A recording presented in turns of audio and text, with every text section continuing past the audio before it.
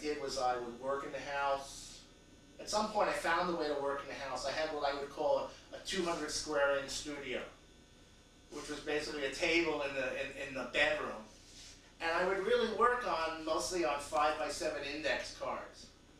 And I would still work with unusual materials, mostly whiteouts, gold and silver pens, and a little bit of pigment, and some tempera. And I was trying to create sculpture there, but of course I was doing everything on paper.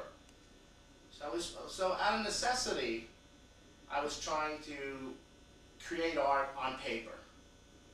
And I made a couple of interesting things.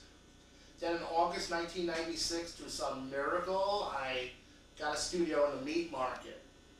I found someone who actually wanted a sculptor. And I was advertising myself as a sculptor. And I thought this is what I was going to do. I still was not thinking of doing painting. Anyway, I got to 14th Street. I meet this wonderful sculptor by the name of Tom Beckman. And it turns out that they allowed me into this place. There were 3 of us, plus Tom, sharing about 1,500 to 2,000 square feet of a former meat locker on 14th Street. And for like the first 2 or 3 months, I realized I'm in this place. I need $3,000 or $4,000 to set up a sculpture studio.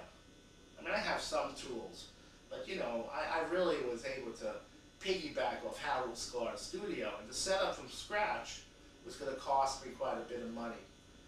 But you know, I was so happy to be in a space.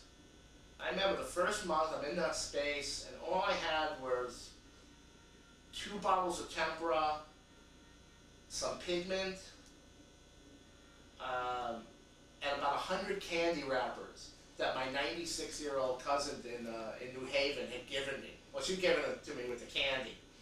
I didn't eat all the candy, but I love these wrappers. They were these gold cellophane wrappers. So I took all the candy out, and whatever I could keep away from my wife eating, you know, and all of a sudden I had like 100 candy wrappers, and out of that I made like my first installation. I made about 20 or 30 5x7 works on paper. So they would be mostly collage or chinclay, but with a lot of painting.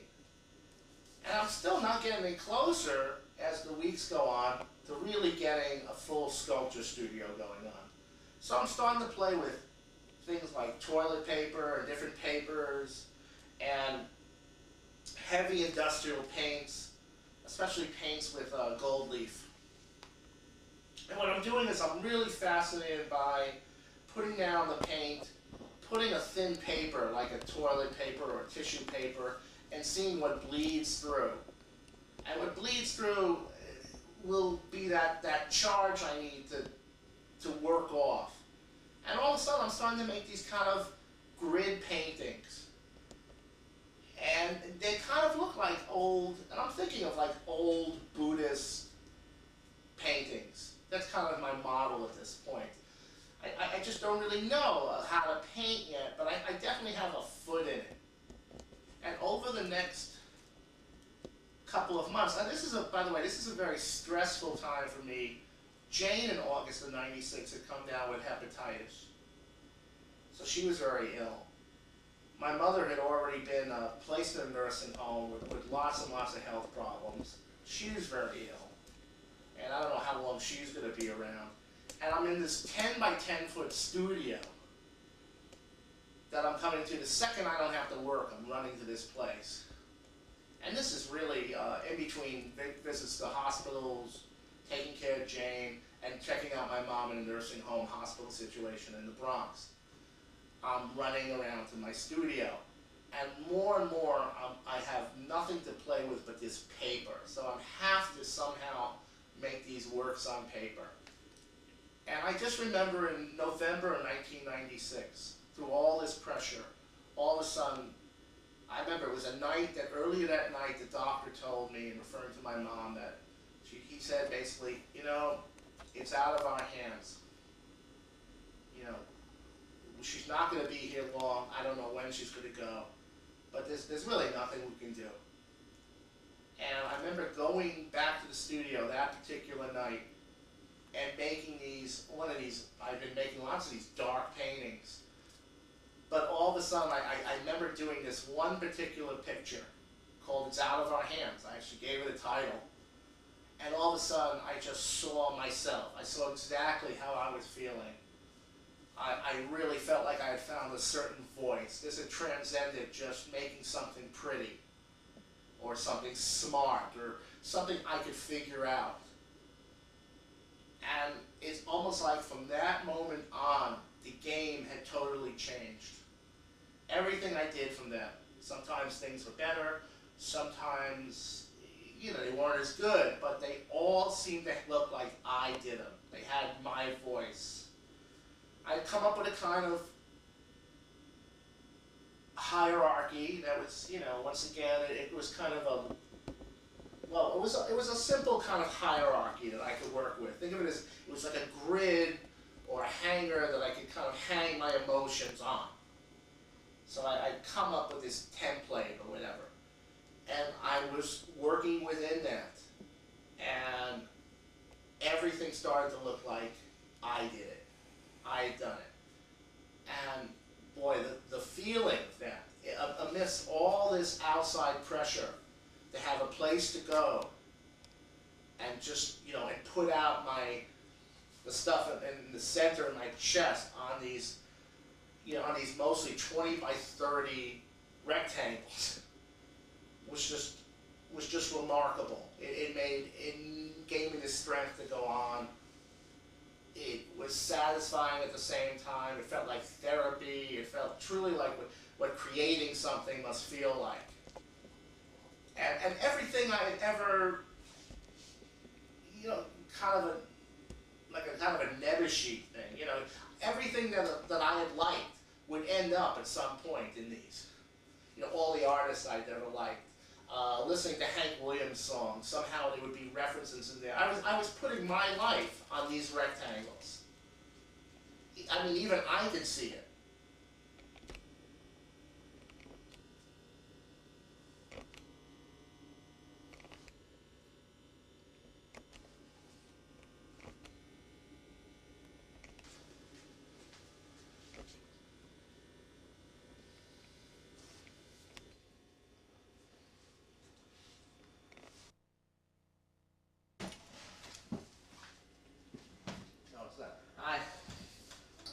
I didn't think it would be. She's up at the Whitney today. Okay. I'm looking to see if my neighbor Margaret is there. Margaret is a wonderful painter down the hall. This particular picture, I like. It has a story. It has several stories. One is first how I made it. In 1997, in November 1997, no, 98. I was an artist in residence at the Vermont Studio Center in Johnson, Vermont.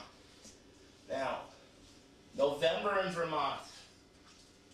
Yeah, November in Vermont, you get no sun. I'm in this valley, and it's like 2 weeks of no sun, and this is bumming me out. I feel like Kierkegaard. I feel like Kiefer. I'm ready to jump off my pathetic little terrace that I have and land into these dead sunflowers. So I had to really basically make some light. So that's when I made this. I just was mixing mostly cadmium orange with raspberry tea. I just wanted something filled with light.